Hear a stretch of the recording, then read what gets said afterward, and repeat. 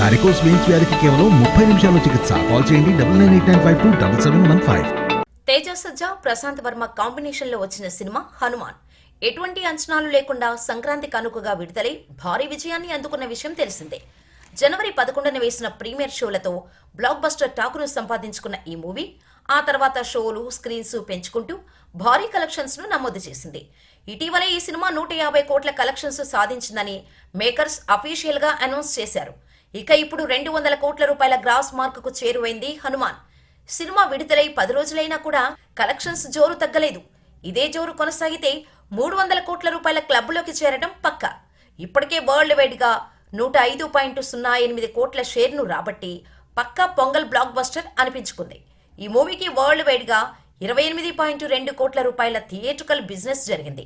First weekend కే break even పూర్తి చేసుకున్న ఈ మూవీ 10 రోజులు పూర్తయ్యేసరికి 105.08 కోట్ల రూపాయల షేరును రాబట్టింది. బ్రేక్ ఈవెన్ పూర్తి చేసుకోవడమే కాకుండా ఇప్పటి వరకు 76.58 కోట్ల రూపాయల లాభాలను అందించింది.